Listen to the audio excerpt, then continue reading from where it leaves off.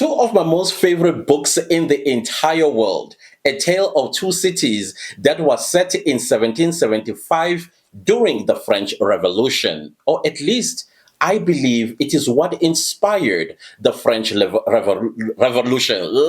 There we go. And then my second one, of course, is I don't know if you'll be able to see Things Fall Apart by Chinua Achebe. This book, this is a masterpiece, was published in 1958. That's like what, 60 something years ago. And of course, Chinua Achebe always remains my favorite author, or African author for that matter. My third one, of course, will be Macbeth, but we are not going to talk about Macbeth. And you're probably wondering, what on earth are you talking about here, Clances? I want you, as I talk about what I am about to talk about, think about these two favorite books of mine. A Tale of Two Cities, as well as Things Fall Apart. Now, if you have read A Tale of Two Cities, you would know of this character who happens to be my heart. I love this woman so much, Madame Defarge. Some people might wonder what is so special about her. You remember her and her crocheting? You know what she was crocheting? She was knitting the names of all the aristocrats that they were going to deal with when the French Revolution begins. And so she knitted away. Of course, as you know, towards the end, she was accidentally unalived by another character. I'm not here going to talk about characters. Now, the second book, of course, is Things Fall Apart. And we are going to talk about the main character, Okonkwo, if I still remember how to pronounce his name, and the crime that he had committed when a young boy called Ekemefuna was sent to his village as payment for an unaliving of the Okonkwo clan by another clan. And so the oracle came by and said, you know what, this boy gotta go. And Okonkwo was like, okay, I'll do it. Unfortunately for Okonkwo, he was warned by one of the traditional healers and said, don't do it because you are going to upset the gods. But he did it anyways. And then in Okonkwo's village, I think it's Mbama, if you unalive one of your own, you will be banished from the village for 7 years. And so he was sent away. Well, while he was away, guess what was happening in his village around the 1800s? The missionaries, of course, these are the Brits that came and colonized Nigeria, and they changed everything. When Okonkwo 7 years later returned to his village of Mbama, that's when he was like, wait a minute, what's going on? This is not our way of life. Already, the white man has established himself pretty well, including changing the culture and the customs of that village and installed Christianity. Churches were built, government was put in place, court and magistrates were put in place, including a commissioner. And Okonkwo was like, no, no, no, this is not what it's supposed to, and he tried to, of course, burn down the church. And he realized that all of these fights, he was doing it all by himself because the white man has like really gone into the skin and flesh of his village, so much so that the people in his village, they were saying, no, we are now Christians. And then same goes with the surrounding villages and other villages. And if you look at it, the entire Nigeria was converted from the African traditions, the cultures, and customs into Christianity. And because of this, Okonkwo was like, I will not be ruled and also have my culture and customs to be changed. He therefore unalived himself. Now, Okonkwo comes from a family, a father that was considered to be lazy, a father that was a musician and pretty weak, and some people even thought he was feminine, including Okonkwo himself, and he vowed that he will never be like his father. And that is why he was masculine and pretty rough around the edges, and he had his temper this tiny. He married 3 women and all of that stuff. But what am I trying to say here, guys? Listen, some of y'all has asked me, hey, Clancis, what do you think about, or what are your thoughts about what happened in Parliament about 2 days ago? I was like, I am still trying to calm down, guys. I really am trying to calm down. And I want to use these two books in explaining the situation that we are in here in South Africa. Oh, by the way, my third or my fourth most favorite book is Cry the Beloved Country by Ellen Payton, who is a South African author. Love that author to bits. But, anyways, we will leave that one aside for another day. Now, if you look at what I've been saying on this channel for the longest time and saying to the voter, because you guys, myself included, we need to take accountability for our action. What happened in Parliament 2 days ago when the ANC won the day with the budget of trying and actually won with the betrayal of South Africans by the political parties that voted along with the ANC in screwing the people of South Africa, particularly the poorest of the poor. Yeah. So you went and voted for that. That is why they did what they did, because they got the mandate from you. So I don't want to see people running to the streets and marching along with some of us who did not vote for this. You need to hold yourself accountable. But hey, I do believe that a great person do change their minds. And I am hoping that at some point you will change your mind. Now, what the ANC is Okonko. Strength and just doesn't want. They don't want to move away from their hatred of the people of South Africa. They don't want change. They want things to remain the same. In 1994, just like the opening sentence of A Tale of Two Cities, it was the best of times and it was also the worst of times. It was the best of times for the ANC coming and inheriting whatever, well, let's not say inheriting, because I know I'm going to get some people coming in the comment section having miscontextualized me. But let's put it this way. They always wanted to live lavish lifestyles, and now they got hold of the purse.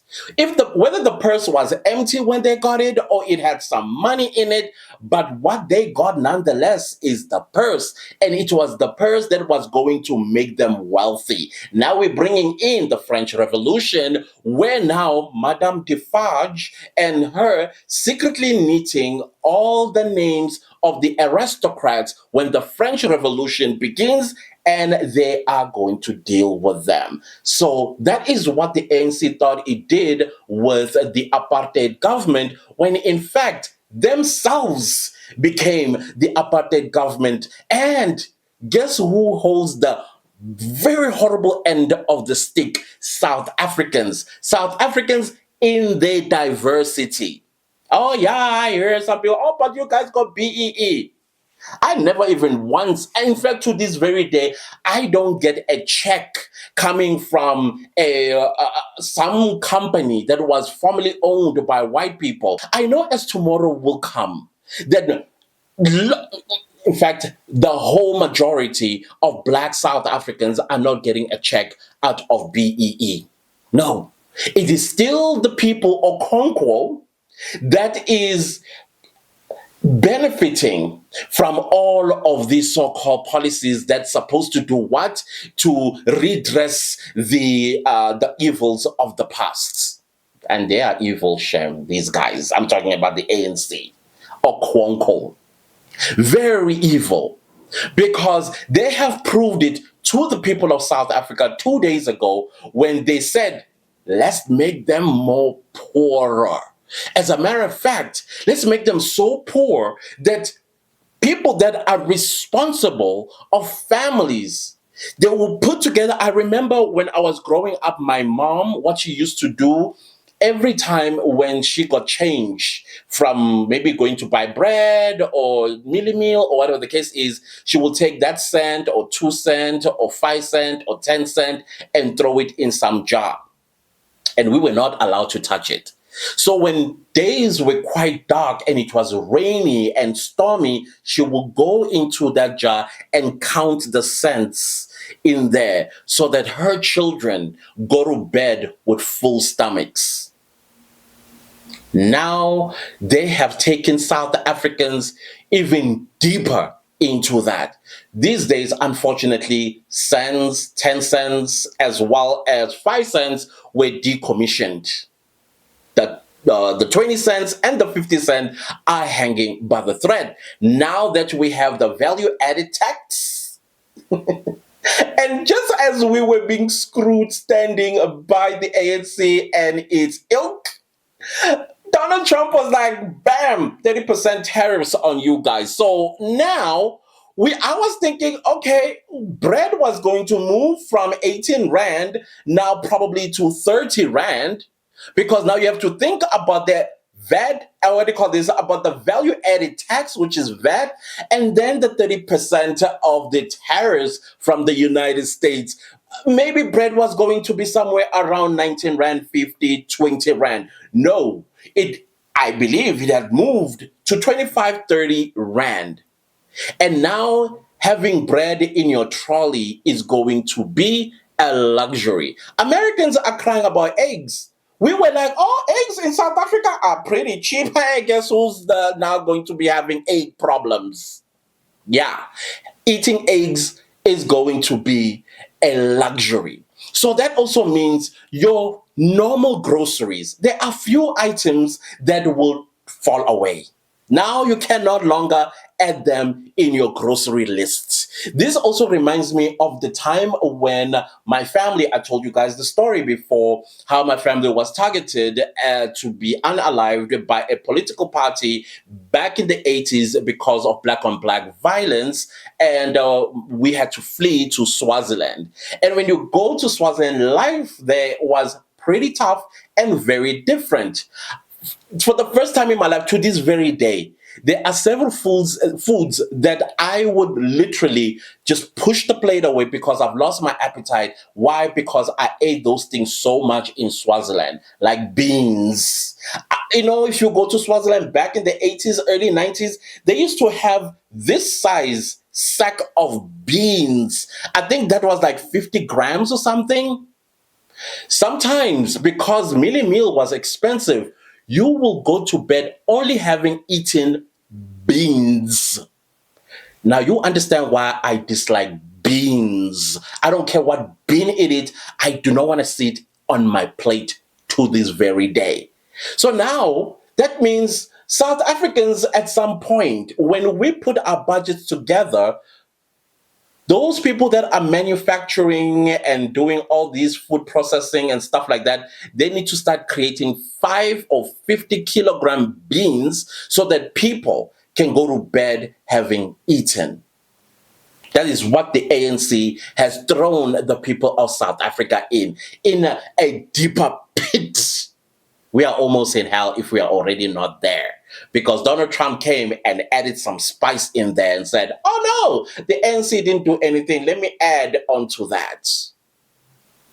And I keep telling you, they hate South Africans. And some of y'all, you were like offended by that. How's it working for you? How is it working for you? I know I did write down the name of the political parties. This is where Madame Defarge comes in, guys. You South Africans, yeah, us the poor of the poorest, this is what we're supposed to be doing.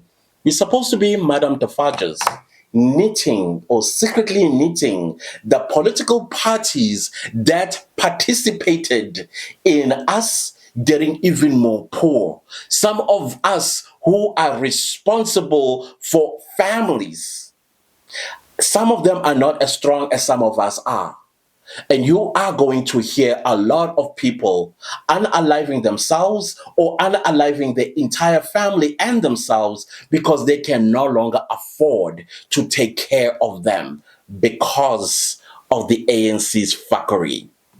Here are the political parties that you should be secretly knitting so that when the French Revolution comes along, I'm talking elections, you know exactly who not to vote for. If you remember, when the French Revolution started in 1780, I think, what is it, in 1789, the peasants, they went to the Bastille and dragged out all the aristocrats to the streets and dealt with them. Us during elections, we are going to remember them from our scarves that we were secretly knitting the names of the political parties that have thrown us into this mess. The following political parties, the number one devil that you should not even consider when you are going to the polls is Herman Mashaba's Action SA. Yes, Action SA. I'm very disappointed at Patriotic Alliance, IFP, Boza, or Boza, I don't even know how to pronounce it, Rise. Remember them. Remember these political parties when you are going to the polls. When it's election time, I don't care what elections they are. Whether they are local government elections, by-elections, the national elections, remember, when you do your groceries, the items that you can no longer add on so that your children can eat, can carry something to school, when you are struggling to put together a budget that includes your transportation money, whether that is petrol or taxi fare or bus fare or whatever fare, now you can no longer afford that. You have to go now, Yagmashonisa, who is going to sit right here on your neck wanting his money and probably even threatening you. Or worst case scenario, does something that will leave your children orphaned. They did it to you. Be Madame Defarge. Change is important, guys. Change is important. When the missionaries came from England and installed the government, they installed courts and magistrates as well as all this other stuff that they did, I am not saying that that was a good thing, that they, while they were doing that, they were pillaging, they were unaliving people and doing all these crazy things that colonialists did to Africans. I don't support that. But change is imminent. And you are responsible for that change. Do not be Okonko, the ANC, that comes and destroy everything that we hold dear to our hearts, our families. When you go vote, you need to think about your family, the nonsense that your family is going through because of them voting for that VAT. Did you see how they celebrated? Did you see how they celebrated? It was like kindergarten grounds, or the playgrounds. Did you see? They thought they got the DA. You didn't get the DA. You got us. And you forget that the DA, maybe let me remind you, the economy of this country, who controls it? Oh, what? Yeah. Do you think they care about what you just did? They don't. They got the money, they banked all over the world. They couldn't give a rat's toe. However, I like the fact that they are still fighting for us at the end of the day. They said, no, this budget is not conducive. This budget is not for the people of South Africa. That's what they did. The EFF also said the same thing. This budget, it is against the people of South Africa who are already struggling. And the other political parties that did not vote, they fought for us. And they are going to continue fighting for us, because I am saying they need to take this budget to court, drag it, And let the judges that are going to hear this have mercy on the people of South Africa that these political parties did not have. You know, it's funny when I listen to Herman Mashaba, I went back listening to him when he started his action essay. I will never work with the ANC, he said. And the biggest traitor of the people of South Africa is action essay. His action essay. The whole point of Herman Mashaba creating an alternative from the ANC was so that he says, the ANC does not care about the people of South Africa. Look at you now. Look at where you have placed us. What happened behind closed door? What happened? Whether it's doors, gentlemen's agreement, I understand. Y'all are budgeting for the local government elections. Every cent counts. Every cent counts. So what exactly were you promised to betray the people of South Africa, Judas? What were you promised? Because you said to us, vote for me, because I am the alternative to the party that does not care about you, the ANC. And you said you were never going to work with, and I'm not going to torture any of you by inserting these videos. I may do it in a shorts to show you that this is what Herman Mashaba told the people of South Africa and why we should vote for you. And indeed, people did vote because you're in parliament today. You are also in charge of a metro, Tshwane, because people trusted and believed you. What did you go and do? You took the biggest dagger and you placed it on our backs and you twisted. Wow. Wow, wow, wow. It's all that I can say, guys. It's like, wow, people. It's wow. I am just lost for words.